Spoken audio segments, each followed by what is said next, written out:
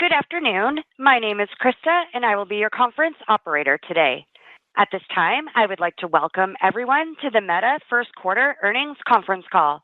All lines have been placed on mute to prevent any background noise. After the speaker's remarks, there will be a question and answer session. If you would like to ask a question, please press star one on your telephone keypad. To withdraw your question, again, press star one.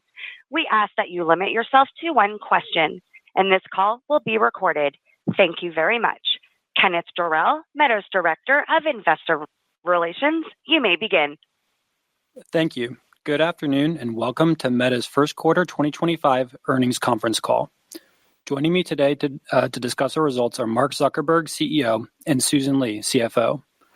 Our remarks today will include forward-looking statements, which are based on assumptions as of today. Actual results may differ materially as a result of various factors, including those set forth in today's earnings press release and in our annual report on Form 10-K filed with the SEC. We undertake no obligation to update any forward-looking statement. During this call, we will present both GAAP and certain non-GAAP financial measures. A reconciliation of GAAP to non-GAAP measures is included in today's earnings press release. The earnings press release and an accompanying investor presentation are available on our website at investor.meta.com. And now I'd like to turn the call over to Mark. All right. Thanks, Ken. Thanks, everyone, for joining today. We've had a strong start to the year. Our community keeps growing with more than 3.4 billion people now using at least one of our apps each day.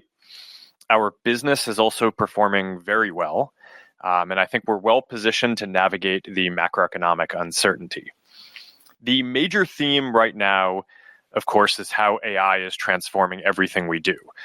And as we continue to increase our investments and focus more of our resources on AI, I thought it would be useful today to lay out the 5 major opportunities that we are focused on. Those are improved advertising, more engaging experiences, business messaging, Meta AI, and AI devices. And these are each long-term investments that are downstream from us building general intelligence and leading AI models and infrastructure. Even with our significant investments, we don't need to succeed in all of these areas to have a good ROI.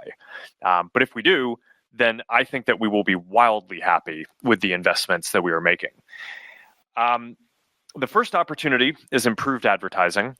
Our goal is to make it so that any business can basically tell us what objective they're trying to achieve, like selling something or getting a new customer, and how much they're willing to pay for each result. And then we just do the rest. Businesses used to have to generate their own ad creative and define what audiences they wanted to reach. But AI has already made us better at targeting and finding the audiences that will be interested in their products than many businesses are themselves. And that keeps improving. And now AI is generating better creative options for many businesses as well. I think that this is really redefining what advertising is into an AI agent that delivers measurable business results at scale. And if we deliver on this vision, then over the coming years, I think that the increased productivity from AI will make advertising a meaningfully larger share of global GDP than it is today. In just the last quarter, we're testing a new ads recommendation model for Reels, which has already increased conversion rates by 5%. And we're seeing 30% more advertisers are using AI creative tools in the last quarter as well. The second opportunity is more engaging experiences. This will come in 2 forms, better recommendations for existing content types and better new types of content. In the last 6 months, improvements to our recommendation systems have led to a 7% increase in time spent on Facebook, a 6% increase on Instagram, and 35% on Threads. Threads now also has more than 350 million monthly actives and continues to be on track to become our next major social app. In addition to better recommendations for existing content types, AI is also enabling the creation of better content as well. Some of this will be helping people produce better content to share themselves. Some of this will be AI generating content directly for people that is personalized for them. Some of this will be in existing formats like photos and videos, and some of it will be increasingly interactive. I've often talked about this long-term trend of content becoming richer over time. Our feeds started mostly with text and then became mostly photos when we all got mobile phones with cameras, and then became mostly video when mobile networks became fast enough to handle that well. We are now in the video era, but I don't think that this is the end of the line. In the near future, I think that we're going to have content in our feeds that you can interact with and that it'll interact back with you rather than you just watching it. Over the long term, as AI unlocks more productivity in the economy, I also expect that people will spend more of their time on entertainment and culture, which will create an even larger opportunity to create more engaging experiences across all of these apps. The third opportunity is business messaging. Right now, the vast majority of our business is advertising in feeds on Facebook and Instagram. But WhatsApp now has more than 3 billion monthly actives, with more than 100 million people in the US and growing quickly there. Messenger is also used by more than 1 billion people each month, and there are now as many messages sent each day on Instagram as there are on Messenger. So business messaging should be the next pillar of our business. In countries like Thailand and Vietnam, where there is a low cost of labor, we see many businesses conduct commerce through our messaging apps. There's actually so much business through messaging that those countries are both in our top 10 or 11 by revenue, even though they're ranked in the 30s in global GDP. This phenomenon hasn't yet spread to developed countries because the cost of labor is too high to make this a profitable model before AI, but AI should solve this. So in the next few years, I expect that just like every business today has an email address, social media account, and website, they'll also have an AI business agent that can do customer support and sales. And they should be able to set that up very easily, given all the context that they've already put into our business platforms. And we're going to have more to share on upcoming calls about our progress in this area. The fourth opportunity is Meta AI. Across our apps, there are now almost 1 billion monthly actives using Meta AI. Our focus for this year is deepening the experience and making AI the leading personal AI, with an emphasis on personalization, voice conversations, and entertainment. I think that we're all going to have an AI that we talk to throughout the day while we're browsing content on our phones, and eventually as we're going through our days with glasses.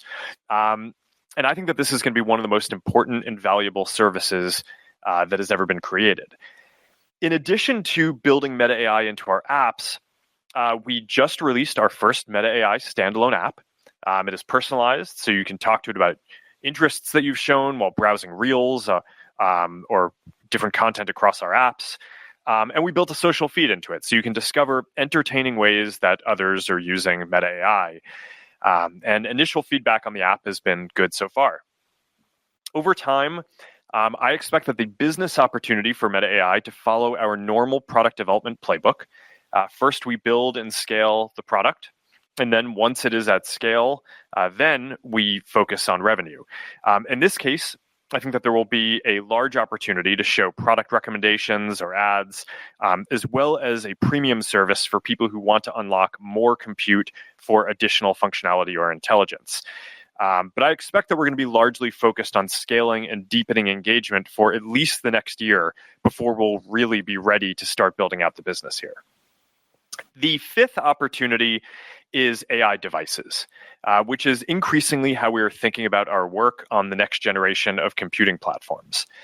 Glasses are the ideal form factor for both AI and the metaverse. They enable you to let an AI see what you see, hear what you hear, and talk to you throughout the day. And they let you blend the physical and digital worlds together with holograms. More than 1 billion people worldwide wear glasses today, and it seems highly likely that these will become AI glasses over the next 5 to 10 years. Building the devices that people use to experience our services lets us deliver the highest quality AI and social experiences. And this will serve as an amplifier on all of the opportunities I've mentioned so far, as well as unlocking some new opportunities as well. Ray-Ban Meta AI glasses have tripled in sales in the last year, and the people who have them are using them a lot. We've got some exciting new launches with our partner EssilorLuxottica later this year as well that should expand that category and add some new technological capabilities to the glasses. On Quest, we are also seeing deeper engagement as Quest 3S makes VR accessible to more people, and more people are creating experiences in Horizon with AI tools. Now, everything that I've talked about today is built on top of our AI models and our infrastructure. We released the first Llama 4 models earlier this month, and they are some of the most intelligent, best multimodal, lowest latency, and most efficient models that anyone has built. We have more models on the way, including the massive Llama 4 Behemoth model. Overall, we are focused on building full general intelligence. All of the opportunities that I've discussed today are downstream of delivering general intelligence and doing so efficiently. The pace of progress across the industry and the opportunities ahead for us are staggering. I want to make sure that we're working aggressively and efficiently. And I also want to make sure that we are building out the leading infrastructure and teams that we need to achieve our goals. So to that end, we are accelerating some of our efforts to bring capacity online more quickly this year, as well as some longer-term projects that will give us the flexibility to add capacity in the coming years as well. And that has increased our planned investment for this year. More broadly, this has been a good start to what I expect will continue to be an intense year. We've got a lot more exciting work in the pipeline that I'm looking forward to sharing soon. I continue to think that this year is going to be a pivotal moment for our industry. And I am grateful for everyone who is working so hard at the company to deliver all of this amazing technology and new experiences. As always, thank you all for being on this journey with us. And now, Susan. Thanks, Mark, and good afternoon, everyone. Let's begin with our consolidated results. All comparisons are on a year-over-year basis unless otherwise noted. Q1 total revenue was $42.3 billion, up 16% or 19% on a constant currency basis. Q1 total expenses were $24.8 billion, up 9% compared to last year. In terms of the specific line items, cost of revenue increased 14%, driven primarily by higher infrastructure costs and payments to partners, partially offset by a benefit from the previously announced extension of server useful lives. R&D increased 22%, mostly due to higher employee compensation and infrastructure costs. Marketing and sales increased 8%, driven mainly by an increase in professional services related to our ongoing platform integrity efforts. G&A decreased 34%, driven primarily by lower legal-related costs. We ended Q1 with over 76,800 employees, up 4% quarter over quarter. First quarter operating income was $17.6 billion, representing a 41% operating margin. Our tax rate for the quarter was 9%, as we recognized excess tax benefits from share-based compensation due to the increase in our share price versus prior periods. Net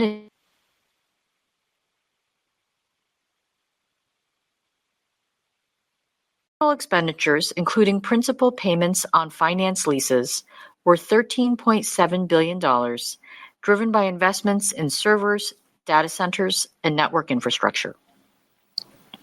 Free cash flow was $10.3 billion.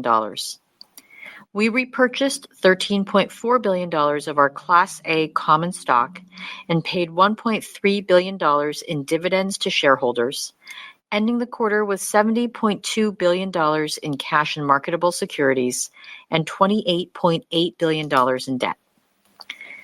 Moving now to our segment results.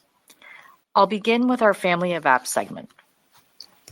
Our community across the Family of Apps continues to grow, and we estimate more than 3.4 billion people used at least one of our Family of Apps on a daily basis in March. Q1 total Family of Apps revenue was $41.9 billion, up 16% year over year. Q1 Family of Apps ad revenue was $41.4 billion, up 16% or 20% on a constant currency basis. Within ad revenue, the online commerce vertical was the largest contributor to year-over-year growth. On a user geography basis, ad revenue growth was strongest in Rest of World and North America at 19% and 18% respectively. Europe and Asia Pacific grew 14% and 12%.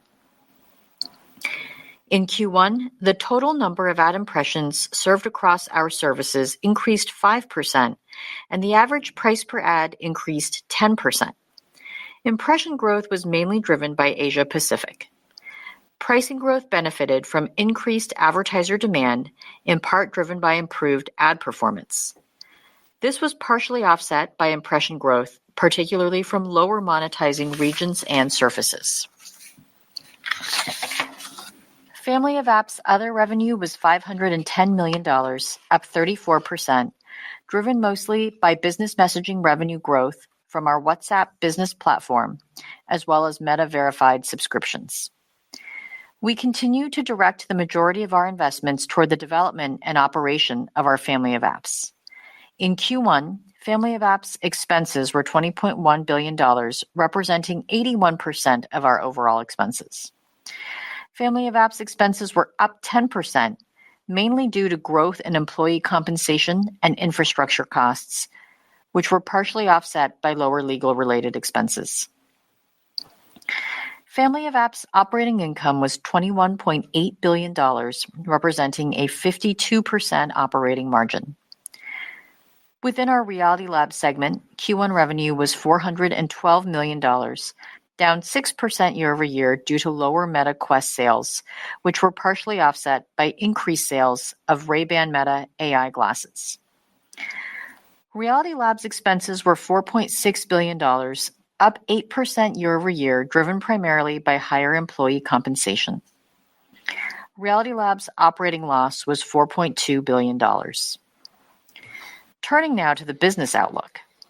There are two primary factors that drive our revenue performance: our ability to deliver engaging experiences for our community and our effectiveness at monetizing that engagement over time.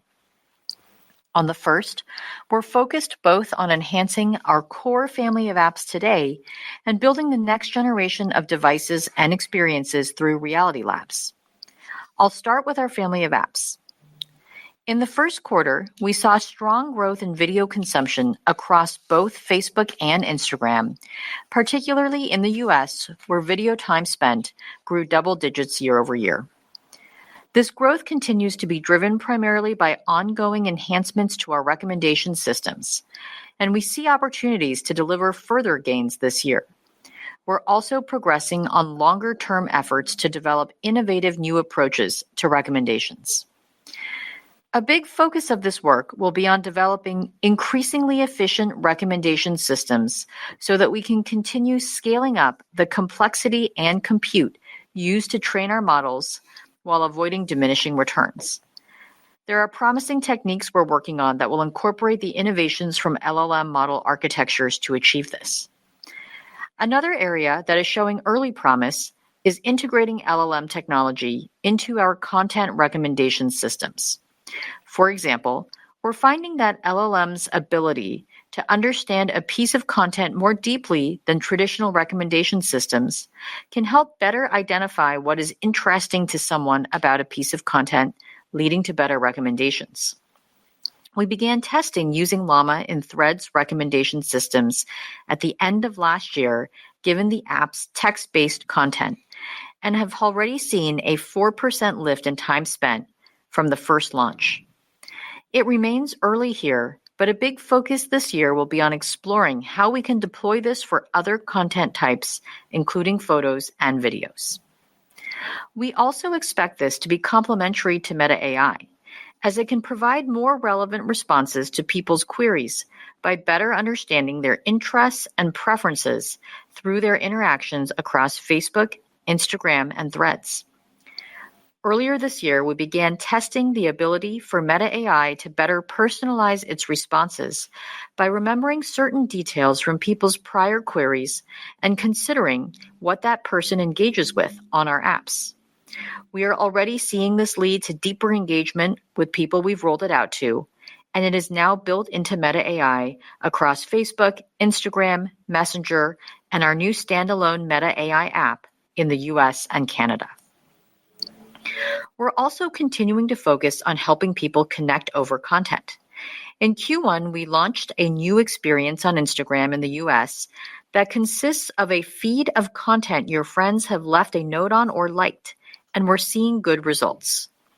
We also just launched Blend, which is an opt-in experience in direct messages that enables you to blend your Reels algorithm with your friends to spark conversations over each other's interests. These features all lean into Instagram's position at the intersection of entertainment and social connection. WhatsApp remains at its core a private messaging app, but it has evolved to also become a place people come to get updates from accounts they are connected to or follow. Today, there are tens of billions of views of status posts on WhatsApp each day, and we continue to invest in the Updates tab as a place people can go to do more. Creators remain another big focus for us, and we're investing in tools to help them produce the best original content on our platforms. Last week, we launched our standalone Edits app, which supports the full creative process for video creators, from inspiration and creation to performance insights. Edits has an ultra-high resolution short-form video camera and includes generative AI tools that enable people to remove the background of any video or animate still images, with more features coming soon. Moving to Reality Labs, we're seeing very strong traction with Ray-Ban Meta AI glasses, with over 4 times as many monthly actives as a year ago, and the number of people using voice commands is growing even faster as people use it to answer questions and control their glasses. This month, we fully rolled out live translations on Ray-Ban Meta AI glasses to all markets for English, French, Italian, and Spanish. Now, when you are speaking to someone in one of these languages, you'll hear what they say in your preferred language through the glasses in real time. Now to the second driver of our revenue performance, increasing monetization efficiency. The first part of this work is optimizing the level of ads within organic engagement. We continue to optimize ad supply across each service to better deliver ads at the time and place they are most relevant to people. We are also starting to introduce ads on unmonetized services like Threads, which we opened up to all eligible advertisers this month to reach people in over 30 different markets to start, including the US.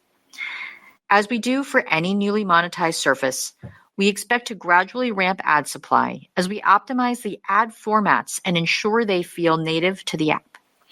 We don't expect Threads to be a meaningful driver of overall impression or revenue growth in 2025. The second part of increasing monetization efficiency is improving marketing performance.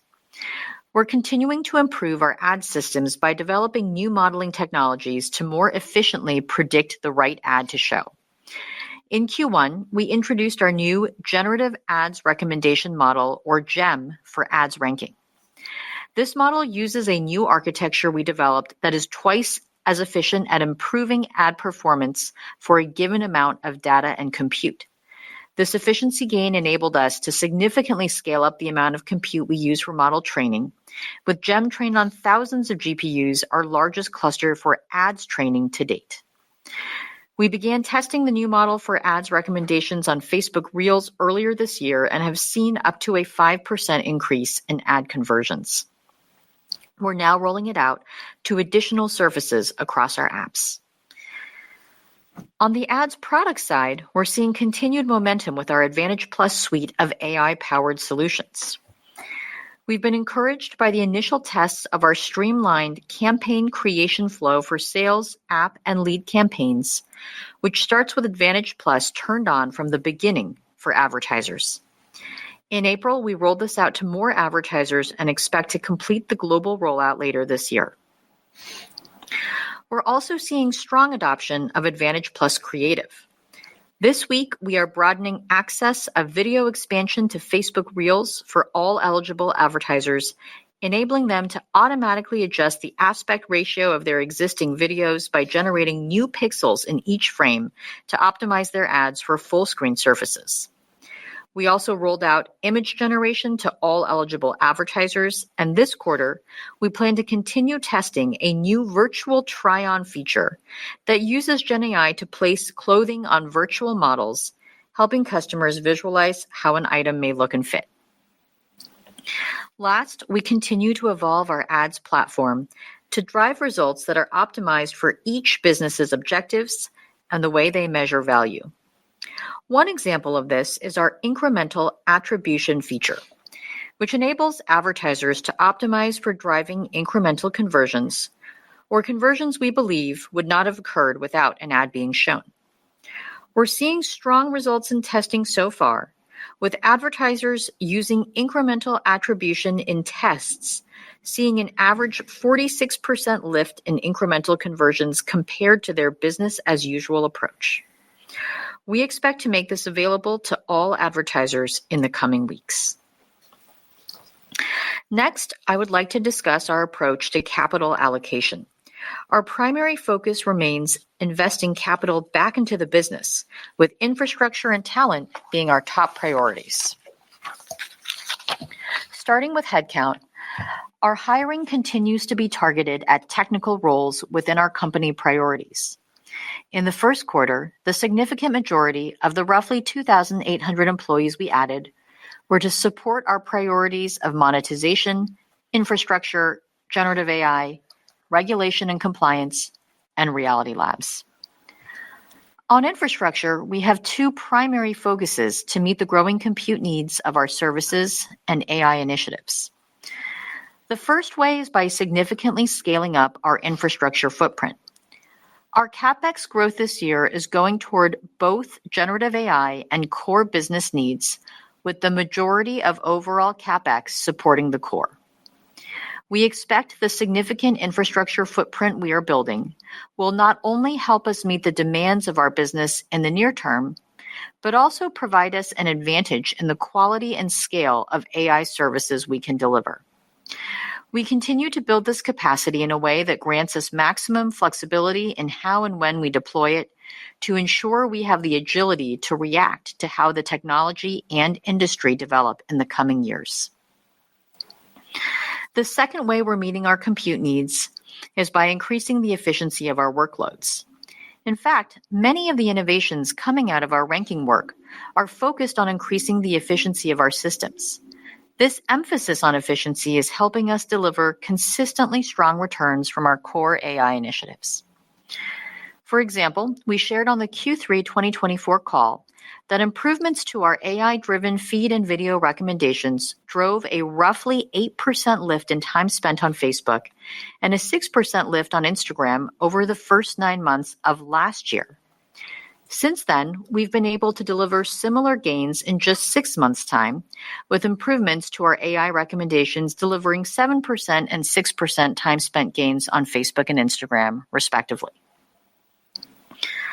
Before moving to our financial guidance, I want to acknowledge the dynamic macro environment and note that our range reflects the potential for a wider set of outcomes. We continue to feel good about the fundamental drivers of revenue growth and believe the past work we've done to streamline our operations and cost profile puts us in a strong position to navigate a variety of outcomes. Moving to our financial outlook. We expect second quarter 2025 total revenue to be in the range of $42.5 to $45.5 billion. Our guidance assumes foreign currency is an approximately 1% tailwind to year-over-year total revenue growth based on current exchange rates. Turning now to the expense outlook. We expect full year 2025 total expenses to be in the range of $113 to $118 billion, lowered from our prior outlook of $114 to $119 billion. Turning now to the capex outlook.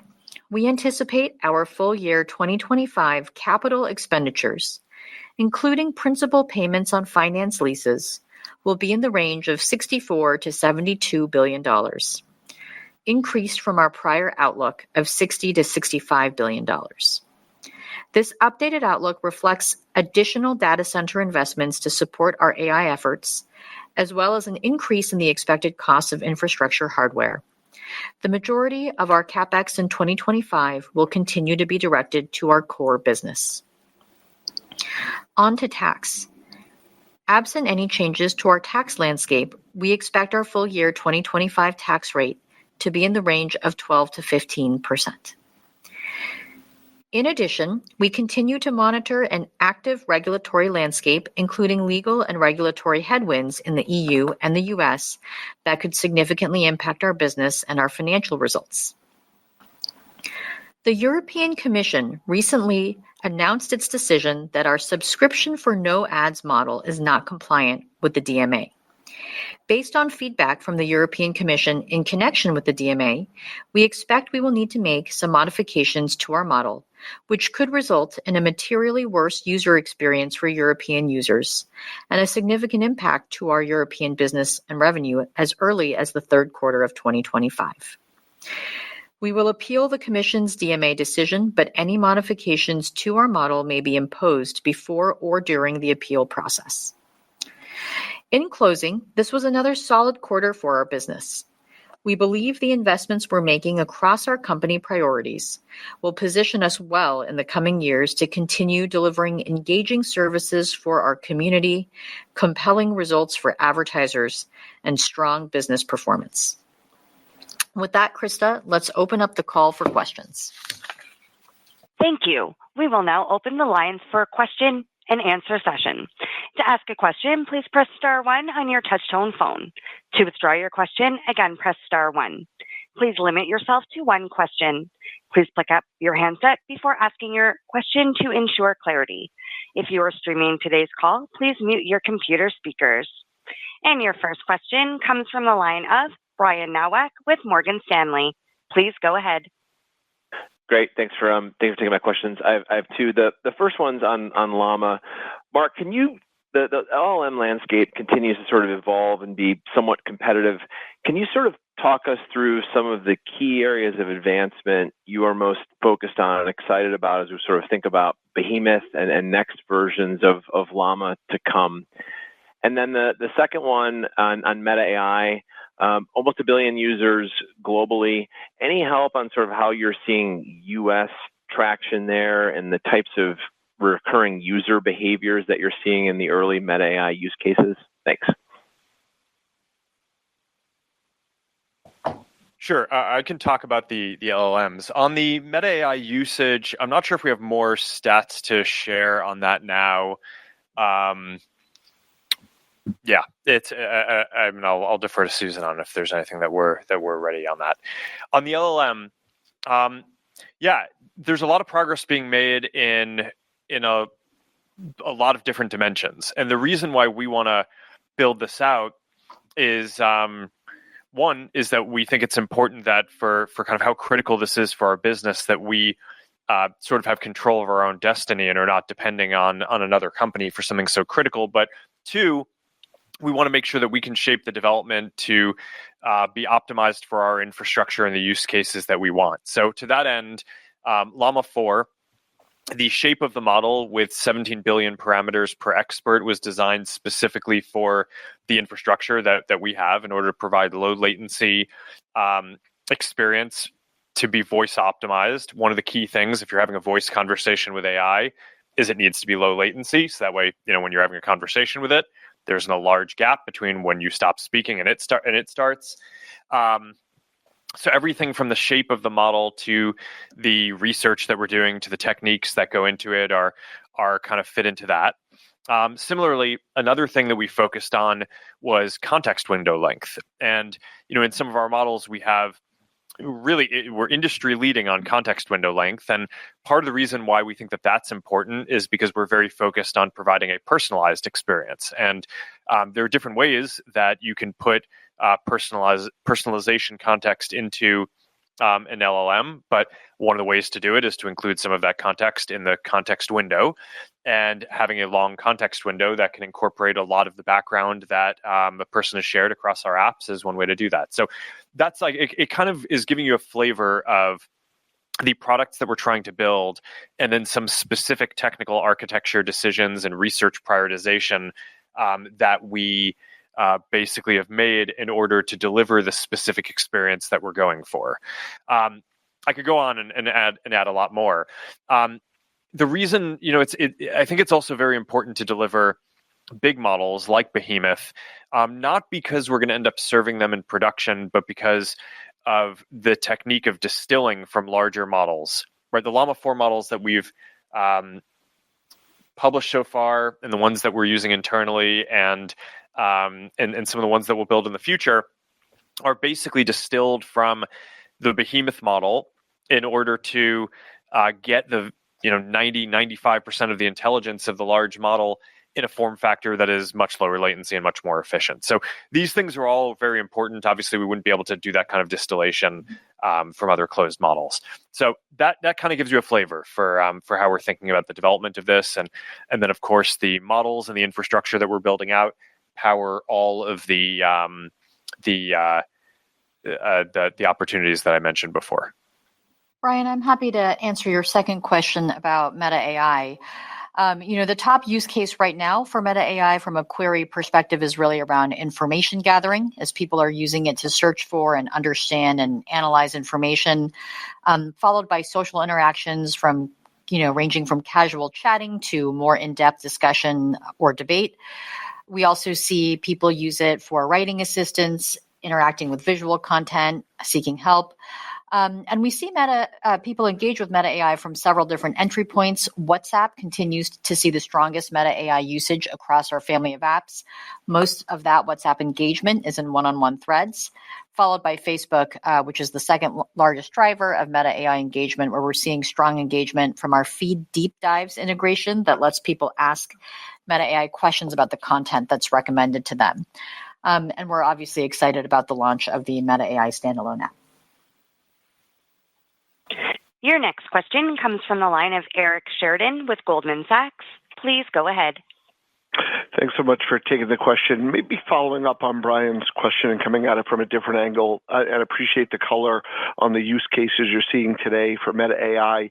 How would you suspect those use cases evolve with a standalone app? Can you bring us into a little bit the decision process to do a standalone app, what that might change in terms of utility, frequency, or scale relative to what you see inside family of apps today, and how you think about positioning Meta AI as a standalone app against the competitive landscape today of other standalone sort of consumer AI apps? Thank you. Yeah, I can talk about that. We're going to focus on both integrating it into our family of apps in more ways and building a standalone experience. I think some people want faster access to it or a more built out feature set than you can build into an app like WhatsApp. So the standalone app will be valuable for that. I also think that the standalone app is going to be particularly important in the United States because WhatsApp, as Susan said, is the largest surface that people use Meta AI in, which makes sense. If you want to text an AI, having that be closely integrated and a good experience in the messaging app that you use makes a lot of sense. But while we have more than 100 million people use WhatsApp in the United States, we're clearly not the primary messaging app in the United States at this point. iMessage is. We hope to become the leader over time, but we're in a different position there than we are in most of the rest of the world on WhatsApp. So I think that the Meta AI app as a standalone is going to be particularly important in the United States to establishing leadership in as the main personal AI that people use. But we're going to keep on advancing the experiences across the board in all of these different areas. Your next question comes from the line of Justin Post with Bank of America. Please go ahead.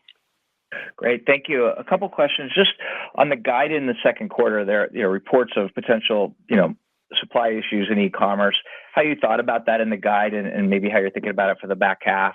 And then a bigger picture question, your capex spend is now close to some hyperscalers with very big client bases. Just help us conceptualize the kind of ecosystem you're building with your capex. I know you gave a lot of help on the intro, but maybe the ROI works without direct enterprise spend to drive revenues. How you're thinking about that? Thank you. Thanks, Justin. On the Q2 guide, there's uncertainty, obviously, in how the macro environment will evolve over time and how that could impact different segments of our business. Our Q2 revenue outlook aims to factor that in, and that's partly why the $3 billion range reflects the potential for a wider range of outcomes. Specifically, we have seen some reduced spend in the U.S. from Asia-based e-commerce exporters, which we believe is in anticipation of the de minimis exemption going away on May 2nd. A portion of that spend has been redirected to other markets, but overall spend for those advertisers is below the levels prior to April. But our Q2 outlook, reflects the trends we're seeing so far in April, which have generally been healthy. So it's very early. Hard to know how things will play out over the quarter, and certainly harder to know that for the rest of the year. Your second question is about why we're investing more in capex. And, we really believe that our ability to build world-class infrastructure gives us a meaningful advantage in both developing the leading AI technology and services over the coming years. And there are a lot of opportunities also for us to improve our core business by putting more compute against our ads and recommendation work. So even with the capacity that we're bringing online in 2025, we are having a hard time meeting the demand that teams have for compute resources across the company. So we are going to continually invest, meaningfully here across our infrastructure footprint, but we are also really looking to build this capacity in a way that gives us the maximum flexibility in how and when we deploy it over the coming years, so we can respond to how the market and technology develop. Your next question comes from the line of Doug Anmuth with J.P. Morgan. Please go ahead. Thanks for taking the questions. I just wanted to follow up on capex and infrastructure spending. Just on the higher range for capex, can you just help us understand how much of that is tied to the additional data center investments versus the increased hardware costs, and really what's driving those higher hardware costs? And then separately, there have been some articles suggesting that you've been looking to partner to share some of the costs of the AI infrastructure build out. Can you just help us understand your thought process there and some of the pros and cons of going alone versus partnering? Thanks. Thanks, Doug. So our increased capex outlook, reflects both of those updates, the increased data center spend this year as we have made some adjustments to flex our build strategy that will enable us to really stand up capacity more quickly, both in 25 and 26. We haven't broken down sort of the exact drivers. The higher costs we expect to incur for infrastructure hardware this year really comes from, suppliers who source from countries around the world.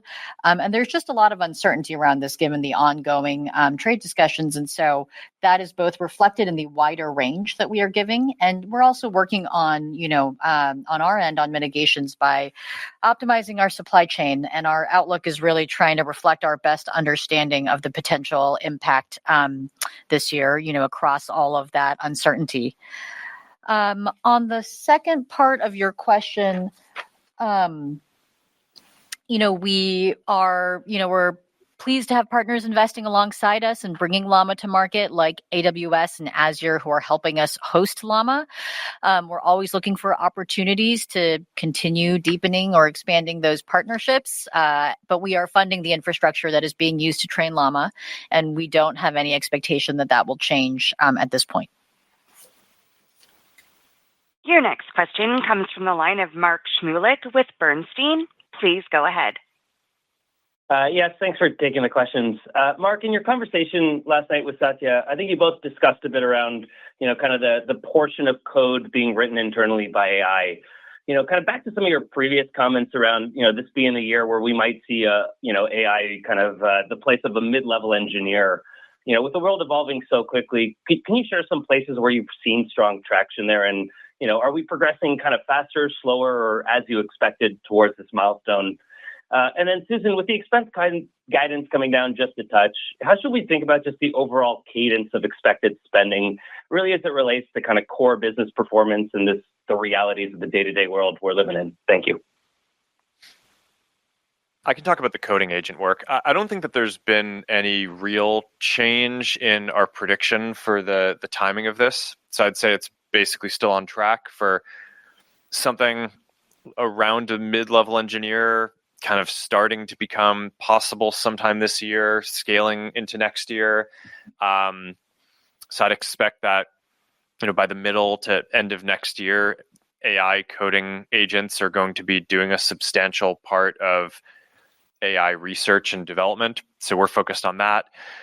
Internally, we're also very focused on building AI agents or systems that can help run different experiments to increase recommendations across our other AI products, that like the ones that do recommendations across our feeds and things like that. So I think that if it works, should just accelerate our progress in those areas. That's the basic bet that we're making.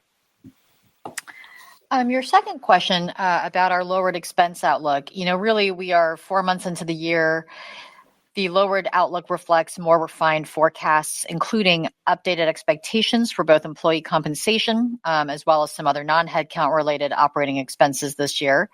And that's partially offset by higher expected infrastructure costs related to our increased capex outlook, as well as higher expected Reality Labs cost of goods sold. And we've maintained our $5 billion range, just given the more dynamic operating environment that we're in.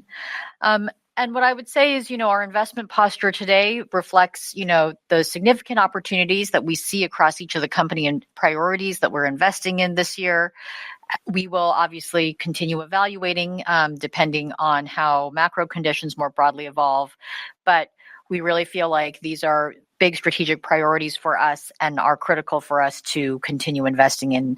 And in fact, I think one of the aims of our efficiency work over the last 2 years was to put us in a stronger financial position so that we can continue investing in key priorities through tougher financial cycles.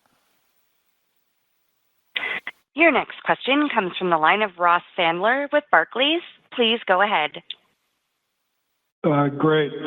Mark, yesterday in one of your many kind of podcast or keynote presentations, you had mentioned that like a bunch of projects that your teams want to or aspire to do are kind of bottlenecked by the AI capacity, which Susan just talked about earlier, and that even some of the testing that the ad ranking team wants to run is just getting kind of delayed.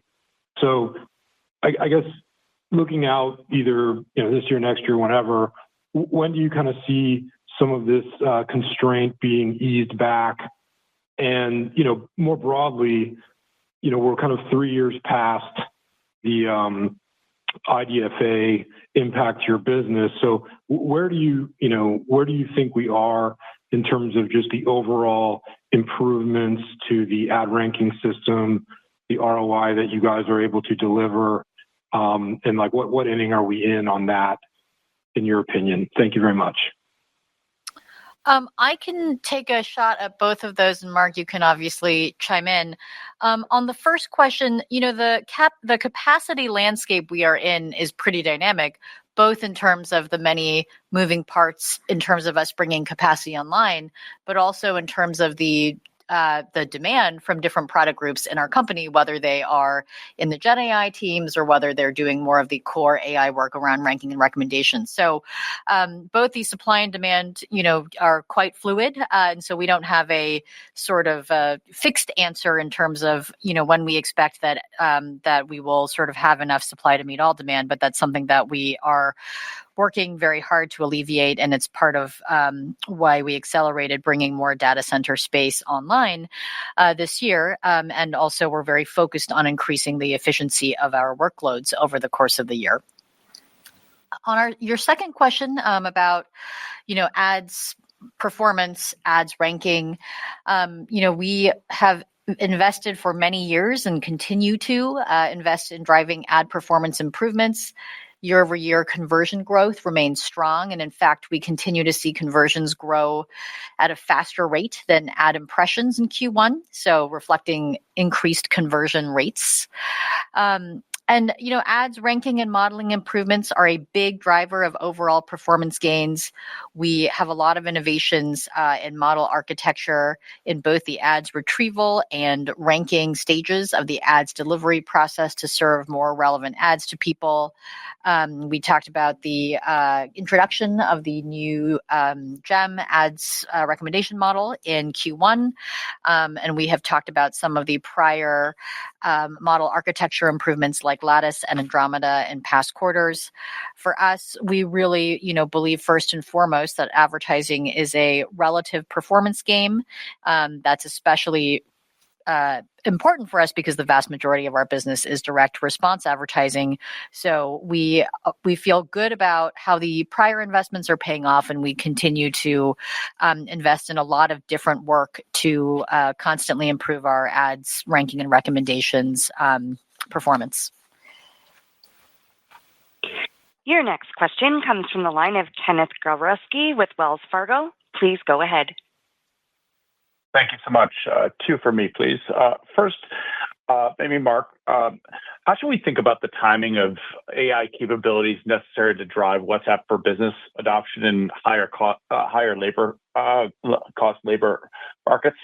What is Meta doing to accelerate that adoption? And do you see this as mostly incremental to SME ad spend that you're already capturing? And then for Susan, one please. What does the revised capex outlook for this year, for 25, mean about future years? Does it mean anything? Or you talked about this being an acceleration in your revised outlook statement.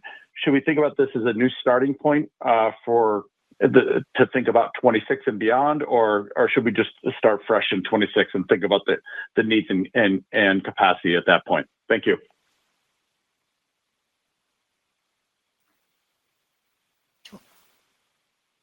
I'm happy to take. I'll go ahead and take both of those, and Mark, you should feel free to chime in wherever you would like. So Mark talked a little bit about our general vision that every business will soon, have an AI that is an expert on their business for their customers to talk to, in the same way that today they've got email and websites, social media presences, etc. We are currently testing business AIs with a limited set of businesses in the U.S. And a few additional countries on WhatsApp Messenger and on ads on Facebook and Instagram. We've been starting with small businesses and focusing first on helping them sell their goods and services with business AIs. But ultimately, we are working on tools to support businesses at every stage of the customer funnel, from lead generation to order management and customer service. And a core area that we're addressing right now is really the ability for businesses to customize and control the agent to achieve the outcome that they want. So we've launched a new agent management experience and dashboard that makes it easier for businesses to train their AI based on existing information on their website or WhatsApp profile or their Instagram and Facebook pages. And we're starting with the ability for businesses to activate AI in their chats with customers.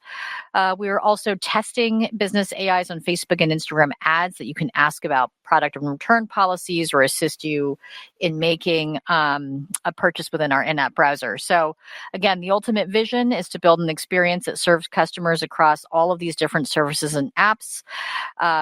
No matter where you engage with the business AI, it should be one agent that recalls your history and your preferences. And we're hearing encouraging feedback, particularly that adopting these AIs are saving the businesses that we're testing with a lot of time and helping to determine which conversations make sense for them to spend more time on.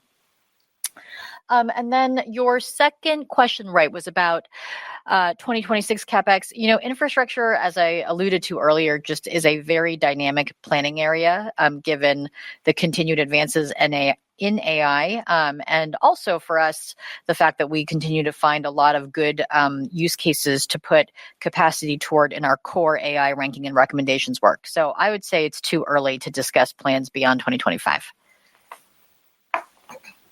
Your next question comes from the line of Youssef Squali with Truist Securities. Please go ahead. Great. Thank you guys for taking the question. So Mark, in a world where we now have maybe 5 to 10 chatbots, including Meta AI on our smartphones doing virtually the same thing, Do you think this is a market much like search where the winner takes most, or is it likely to be much more fragmented? But in either case, what would you say are the top 2 or 3 competitive advantages of Meta AI? And then Susan, on the EU decision in connection with the DMA, what kind of modifications will you need to make to the apps? And can you maybe just help us gauge the potential financial fallout, understanding that it may still obviously be too early? Thank you. Yeah, on Meta AI, I mean, I think that there are going to be a number of different agents that people use, just like people use different apps for different things. I'm not sure that people are going to use multiple agents for the same exact things, but I'd imagine that something that is more focused on kind of enterprise productivity might be different from something that is somewhat more optimized for personal productivity, and that might be somewhat different from something that is optimized for entertainment and social connectivity. So I think that there will be different experiences. One of the trends that I think we're starting to see now is personalization across these. Right now, if the experience is unpersonalized, then you can kind of just go to different apps and get reasonably similar answers to different questions. But once an AI starts getting to know you and what you care about and context, and can build up memory from the conversations that you've had with it over time, I think that will start to become somewhat more of a differentiator. So that's one thing that we think will matter. And then, of course, there's all the different modalities, being able to not just answer questions about in text, but being able to do voice and multimodal and be able to produce images and videos and understand all those things and have good conversations about that, I think is going to be important overall. So, I mean, I think Meta AI is well positioned, but we have a lot of work to do in order to make it the leading personal AI. And Youssef, on your second question, it is really too early to speak about what those changes could be because we are in the process of engaging with the European Commission. I think maybe the most useful sort of metric I could give you is just that our advertising revenue in the European Economic Area and Switzerland, which would be the geographies impacted here, was 16% of our worldwide total revenue in 2024. Again, we are continuing to engage actively with the European Commission further on this, so we hope to have more clarity by next quarter's call. Krista, we have time for one last question. Your last question comes from the line of Mark Mahaney with Evercore ISI. Please go ahead. Thanks. I'll just throw in two. I think you called out the China-based retailers as one sort of potentially soft advertising vertical. Anything else you'd call out? And I would just suggest autos. Was that an area of any softness? And then on the Reality Labs and on the losses associated with Reality Labs, they've been very consistent, whatever, $4 billion a quarter for quite some time. Is there light at the end of the tunnel? Is there reason to think? Is there a factor that would occur that would cause those losses to come down? And when would that be? But maybe more importantly, what is going to cause those losses to come down? Thank you very much.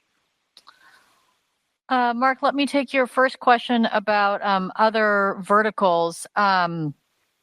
We generally saw healthy growth in most verticals in Q1. We did see some weakness in gaming and politics. So year-over-year growth in gaming was negative in Q1 as we lapped a period of strong spend from China-based advertisers that were promoting a larger volume of game titles in Q1 of 2024. And then year-over-year growth in the government and politics vertical dropped sharply, as expected, with the conclusion of U.S. elections, but that continues to just be a very small vertical overall. And then your second question on Reality Labs. Labs one. I mean, we're basically focused on doing the work more efficiently, but as the AI glasses have really taken off, I've talked about this on a number of calls. There are more investments that I think makes sense to make around making sure that we can distribute this and grow it very quickly. I mean, if you look at some of the leading consumer electronics products of other categories, by the time they get to their third generation, they're often selling 10 million units and scaling from there. And I'm not sure if we're going to do exactly that, but I think that that's like the ballpark of the opportunity that we have, and that's something that I think we're kind of focused on scaling to that, and then scaling beyond that for the generations after that. So I think some of the effort that we're doing is we're going to get more efficient in some parts of the work that we do, but then as a bunch of the products start to hit and start to grow even bigger than and the number that I just said is just sort of like the sort of a near term milestone, then I think we'll continue scaling in terms of distribution, and then at some point, just like the other products that we build out, we will feel like we're at a sufficient scale that we're going to primarily focus on making sure that we're monetizing and building an efficient business around it. But that's kind of where we're at on it. We're definitely focused on doing the work more efficiently, but also very optimistic about what we're seeing in the results, especially on the AI glasses side. Great. Thank you, everyone, for joining us today. Excuse me. And we look forward to speaking to you again soon.